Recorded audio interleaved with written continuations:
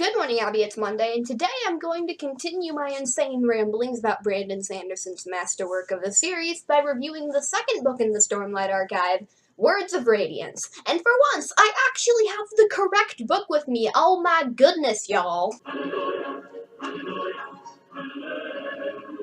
In case you forgot what happened at the end of The Way of Kings, or you are just watching this review because you want to see me be stupid for a while, here's a brief recap of the plot of the last book. Kaladin, who can control gravity now, and all of his bridge people were promoted to the Kholin family guard after Kaladin saved Dalinar's life, and then to repay him, Dalinar gave Sadeas his shard blade in exchange for all of Sadeas's bridgemen and slaves, and oh, by the way, Sadeas is a trash human being, the literal worst. Get him out of my sight. Shallan got ambushed by some weird symbol boy things, and then she learned that both she and Jasnah can soulcast without a soulcaster. Also, apparently, the Parshmen are Voidbringers, and Shallan murdered her father? Zeph found out that all along his master has been Taravangian, the king of Kharbranth, who keeps a euthanization room chamber thing under his palace because he is a storming psychopath. Dalinar beat the crap out of his nephew, the king, who, by the way, tried to assassinate himself, apparently, and then Mike dropped his way out of the room by being like, oh yeah, Elhokar, by the way, I'm courting your mother now, which was perfect. Also, apparently in this universe, God is dead, or something. I don't freaking know. Anyway, Words of Radiance. Where Kaladin was the main character of The Way of Kings, Shallan is the main character of this book, so let's talk about her plot thread first. Shallan discovers that the creepy symbol boy who has been hunting her down this whole time isn't actually trying to kill her, it's a spren that is trying to bond with her and just doesn't know how to do so in a way that isn't creepy as frick. It takes the shape of a constantly changing circular pattern, so Shallan gives it the incredibly clever nickname of Pattern. Wow, Shallan. Jasnah advises Shallan to focus less on her soul-casting abilities as they can be very dangerous when misused. She believes that Shallan also has a power that is referred to by the Knights Radiant as light weaving, using stormlight to make illusions. She gives Shallan a book on light weaving to read that is called, plot twist, Words of Radiance. Finally, Jasnah believes that the secret to preventing the rise of the Voidbringers lies within a supposedly mythological city called Urithiru. Urithiru is supposed to be located somewhere out on the Shattered Plains, so Shallan and Jasnah board a boat heading for that location. However, their voyage is interrupted when the spoopy ghost blood people attack, burning down the ship and, unfortunately, killing Jasnah. And before someone complains about spoilers, that literally happens like 100 pages into the book. You would have found out about it soon enough. Calm down! Shallan manages to escape the ship alive, and she washes ashore a few days south of the Shattered Plains. She does eventually get herself there, but not before enduring a bunch of hijinks involving the dude who ran that slave caravan that Kaladin was stuck in that one time, the dude who oversaw Kaladin when he was a bridgeman, and some random con artist woman. Once Shallan finally arrives at the war camps, she has many different goals to juggle. She has to woo adolin kholin, infiltrate the spoopy ghost blood people, practice her light weaving, and find Urithiru all at the same time. And that's without even getting into her flashback plotline. So, the reader figures out very quickly that Shallan does not come from the most loving of homes. Her father is, for lack of a better term, a terrifying, abusive rage monster control freak, and we know that she's gonna kill him eventually, which, you know, it couldn't have been a very enjoyable experience for her. Shallan intentionally represses a lot of her more traumatizing memories, but from what you can gather towards the beginning of the story, and what I can tell you without spoiling anything, it appears that Shallan's father murdered his wife while Shallan was in the room watching.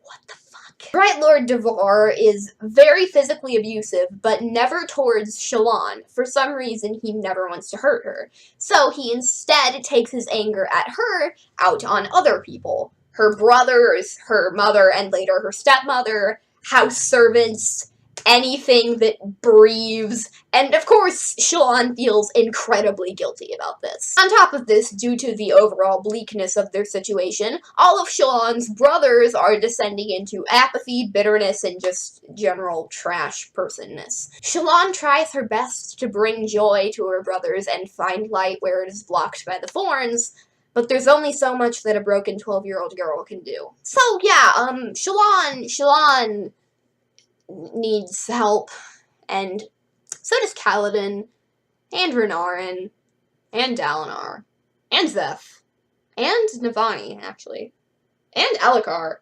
Literally everyone except for, like, Adolin. What was my point here? I was trying to transition to Kaladin's section, yeah, so, Kaladin! Kaladin and the rest of Bridge 4 quickly join Dalinar's bodyguards. Not seamlessly, but well enough. However, Kaladin is still not happy, because Kaladin is never happy, because Kaladin is a sad, depressed little bean who deserves all of the best things in life, but he can't see it because of pricks like Amaram who killed all his friends and sold him into slavery. Recently, Dalinar informed the king and a few other people that he is trying to refound the Knights Radiant, as he believes that's what his visions are instructing him to do. Kaladin knows that he is a Radiant, but he is prevented from making Dalinar's life easier by his severe trust issues.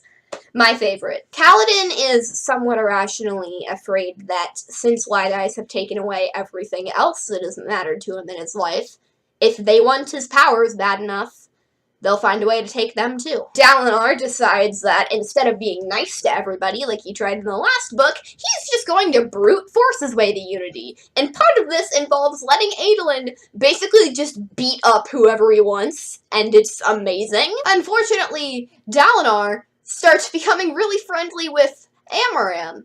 You know, the guy who enslaved Kaladin and killed all his friends and basically just ruined his life. Why? After Dalinar's visions during the high storms, numbers keep appearing engraved on the wall. They all point to a specific date and warn of something called an Everstorm, which, you know, doesn't sound particularly fun. Kaladin's angry with himself for not being able to figure out how and where the numbers keep appearing on the wall, but he quickly has more pressing issues to deal with when someone starts trying to assassinate killing Elhokar. Great. Kaladin cannot figure out where these things are coming from either, and he is shocked to learn that they're coming from a member of Bridge 4. Then here is where I would normally talk about Zeph's plotline, but he actually doesn't show up in the book for quite some time, so I'm just gonna skip this plot thread and let you find out on your own. However, I will tell you about a new character who's, like, kind of important. Eshonai, the leader of the Parshendi army and their only shard-bearer. Like Dalinar, Eshonai is getting pretty tired of watching all of her friends die, so she insists that her people find some way to end this war quickly. Her sister Venli, who is, like, kind of a mad scientist, finds a new way for the Parshendi to gain immense power, but it's not 100% certain what would actually happen to the Parshendi if they were to use this power. For the sake of ending the war, Eshonai takes the risk and decides to try and unlock this power. She does become more powerful and more strong, but she also kind of goes insane, and that is very bad for the Parshendi and the Alethi alike. Subplots include Renarin trying to figure out how to use Shard Blade and Shard Plate and kind of failing, and then everyone making fun of him, and then me getting really mad at everyone because do not insult my son. Sadeas, being a gigantic sack of chill dung who deserves to be set on fire. Lopen, one of the bridgemen, he has like 5,000 different cousins, and they all keep randomly appearing at random times in the story. Like, you remember that musical 21 Jump Street with, like, all of the Hamilton people in it? Yeah, remember that song Anthony Ramos sings about how everybody has a cousin who can hook him up with something? Yeah, Lopen is literally just that song personified. Shen, the Parchman Bridgeman, being really awkward and depressed because everyone is killing his friends and doesn't like him. There's some dude who's, like, claiming to be one of the heralds or something, but everybody just thinks he's insane, so he's, like, locked up in Alucard's dungeons. And also, for, like, the first entire half of this book, Wit is absent for weird and mysterious reasons, which is depressing, because I like Wit. Alright, now I get to talk about possibly my favorite part of this book, the character interactions. Honey, the character interactions. All of these characters finally meeting each other after following completely different plot lines during The Way of Kings is extremely satisfying in ways that I cannot properly explain. Dalinar can tell that Kaladin is a very earnest, capable young man, but he can also tell that he's a gigantic ball of anger and trust issues, which can lead to Kaladin sometimes not making the best decisions. So then Dalinar has to reprimand Kaladin, but you can tell that he doesn't want to, because there's just something about the two of them that makes them want to trust each other no matter how many reservations they have, and it's honestly freaking beautiful. They're both honorable men who are very good at fighting and are natural-born leaders, but they also have quite a few differences. Kaladin is the young, temperamental underdog, and Dalinar is the old, renowned old man. And they've both experienced a lot of pain in their lives, which is another connection between them. There's just a very perfect balance between the two of them that, in my opinion, makes their interactions some of the most underrated scenes in the entire book. However, those interactions are not as entertaining as the ones between Kaladin, Shallan, and Adolin. And here is where I kind of have to go into crazy gay shipping mode, because Kaladin and Adolin have a very interesting dynamic. You see, when the two first meet, they kind of get off on the wrong foot, which results in Kaladin viewing Adolin as a pampered brat, and Adolin viewing Kaladin as an insubordinate nuisance. However, over time, the two begin to realize that the other really is a good person. Deep down, they just are too stubborn to show it, so the two kind of circle around each other for a while, trading insults until they eventually grow closer, and the ice breaks between them, and the insults take on more of a joking tone. Yeah, it's pretty gay. Here's the thing. This sort of character archetype dynamic thing, I don't know what the proper word for this is. Anyway, this sort of thing can totally be used to tell stories of platonic relationships. Like, there's nothing wrong with that. But this character archetype is more often used to tell stories about romantic relationships, which makes me want to ship them, because their interactions are so angst-ridden and ridiculous and condescending. It's amazing. There's literally one time where, like, Adolin is fully suited up in shardplate and Kaladin is literally holding, like, half a spear. And Adolin says one mildly condescending thing, and Kaladin just goes charging halfway across the arena to attack Adolin with his half of a spear. And I'm like, Kaladin, what are you doing? And is it fueled by repressed romantic feelings? Because I feel like it is. And then Shallan enters the picture, and everything just gets even more confusing, and it also gets a lot more spoilery. So if you would like to avoid spoilers, please feel free to skip to the time code that is appearing on screen right now. Okay, so Shallan and Adolin, like, do the courtship thing, and it's ridiculously awkward and adorable, so, like, ship material. But then, in the last 200 pages of the book, Kaladin and Shallan have this big bonding moment where they tell each other about their depressing backstories, and they're, like, clinging to each other while it's raining, and then afterwards Kaladin, like, thinks of her occasionally, and I'm like, Brando Sando, could you not? Okay, so before Kaladin and Shallan have their big bonding moment, there's literally an entire chapter that is just Kaladin having to bodyguard Adolin and Shallan while they go on a date. So they're literally running around doing, like, privileged, rich couple things, and while Kaladin just sits there and incessantly nitpicks everything they do, and it's literally amazing. And anyway, there's a line where Kaladin says, Kaladin wasn't giving those two enough credit. They might ignore him, but they weren't actively mean to him. They were happy and pleasant. Why did that annoy him so? I have a feeling that line is probably supposed to be foreshadowing Kaladin's potential feelings for Shallan. But why interpret it that way when you could interpret it the by way? Okay, while I'm still in the spoilery section of my video, I just have to take a second to rant about the terrible decision-making skills of some of our characters, especially Shalon and Kaladin. So, for the entire first half of the book, it literally feels like Shalon is just making random decisions with, like, no game plan at all. First, she's like, I need to get to the Shattered Plains. And then she's like, I need to become friends with this con woman who is very obviously going to betray me once she finds out who I am. And then she's like, obviously the best way for me to learn about the secret society of murderers is to join them. And the entire time she's like, oh, I need to protect my brothers. And I'm like, you know what would really help to protect your brothers, Shalon? If you did things that didn't increase the probability of you getting murdered, or, like, if you just didn't decide to steal from one of the most powerful women in the world anyways, or if you focused on, like, finding that Yurufiru thing that could, you know, literally save the entirety of humanity itself. I understand that Shalon is very naive, and that after growing up in that horrible home she lived in, she has a strong desire for freedom.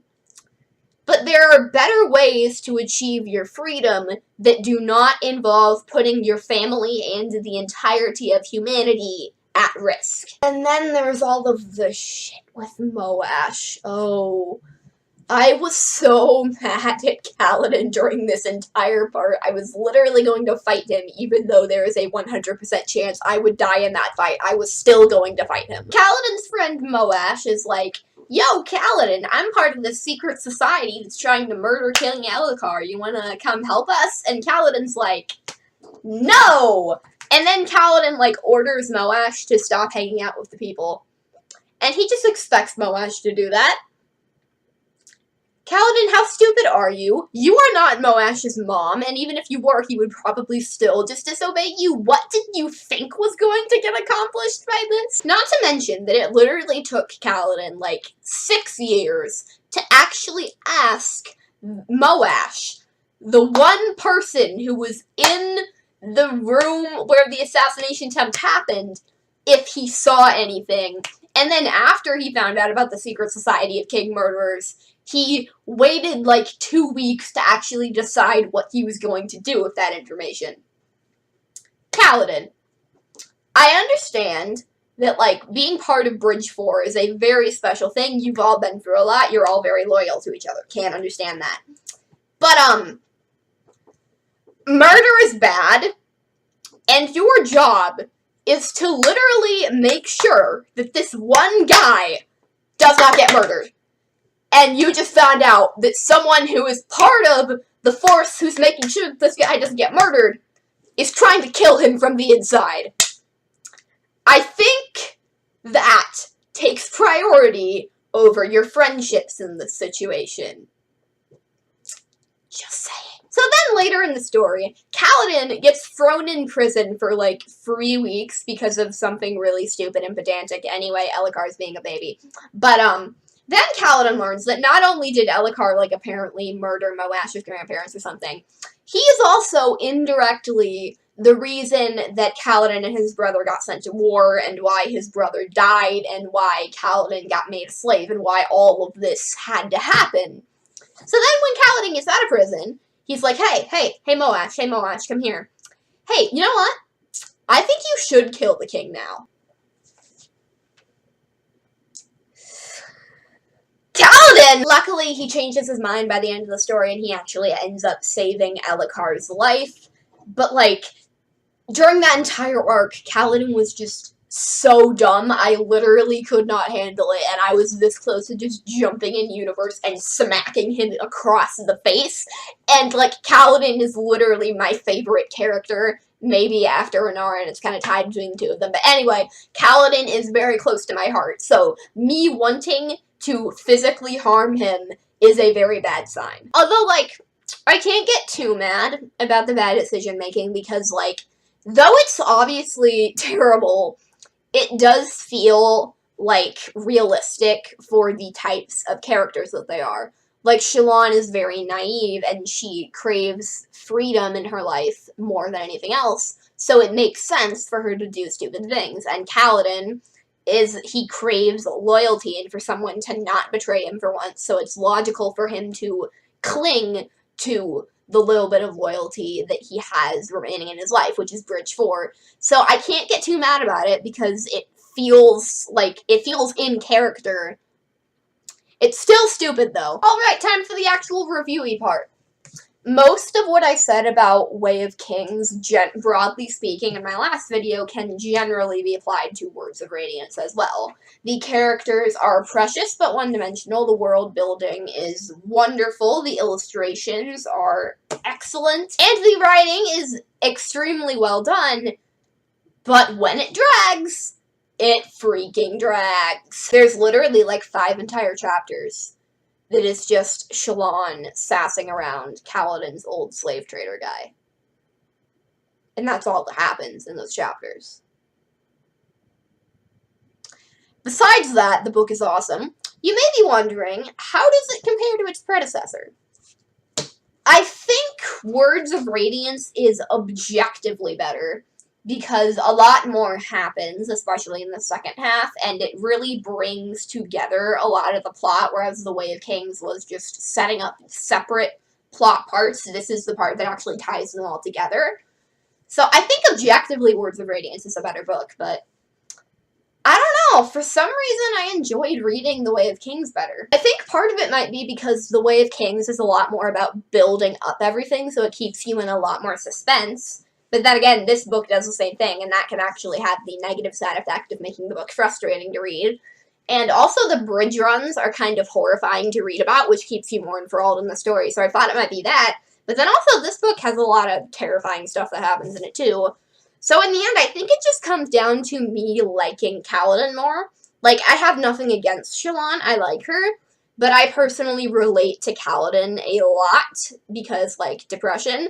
And I find his, like, his story of rising from it, like, he starts as a somewhat high-ranking surgeon, then goes to his lowest point, and then now he's starting to come back up again.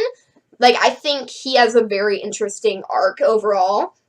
And, like, Shallan does too, but I don't know, I just personally like Kaladin better, so I think I just ended up having more of a personal preference for The Way of Kings.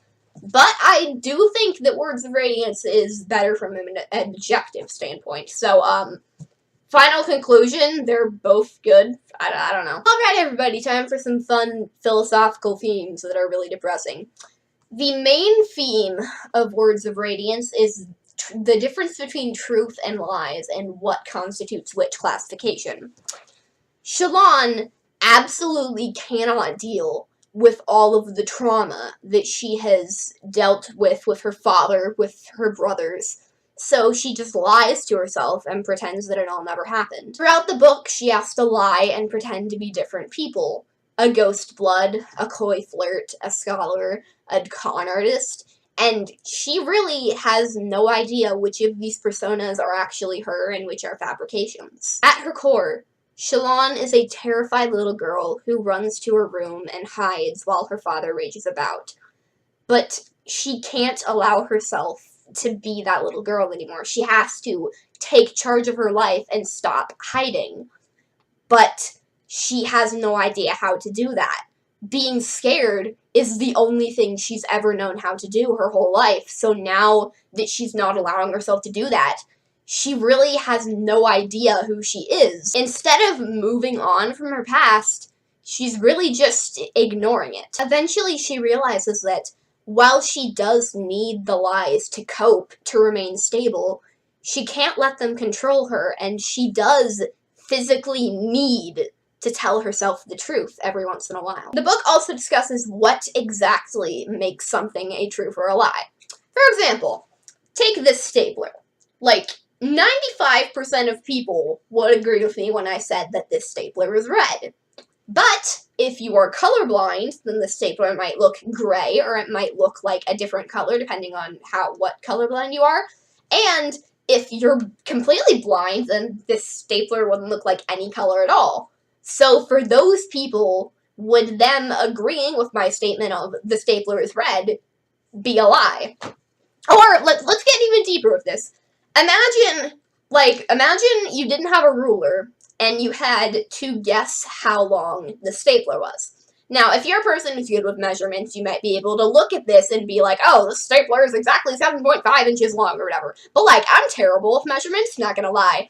So I'd just be like, it's 4? Question mark? So, obviously, if we had a ruler, we could just be like, oh, it's that many inches, but we don't have access to a ruler, so imagine how hard it would be to prove definitively how many inches long this stapler is. It would be pretty freaking hard.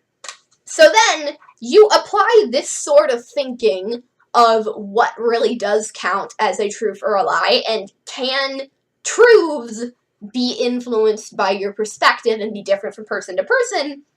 You take all those concepts, and then you apply them to Words of Radiance, which is a ridiculously complex story with a lot of ridiculously complex characters and plot twists, and it's just a lot. And at that point, you're really not sure what in the story is even true anymore, if anything. Fun. Existential dread. My favorite. However, I think there's one universal truth we can all agree on. Words of Radiance is freaking amazing.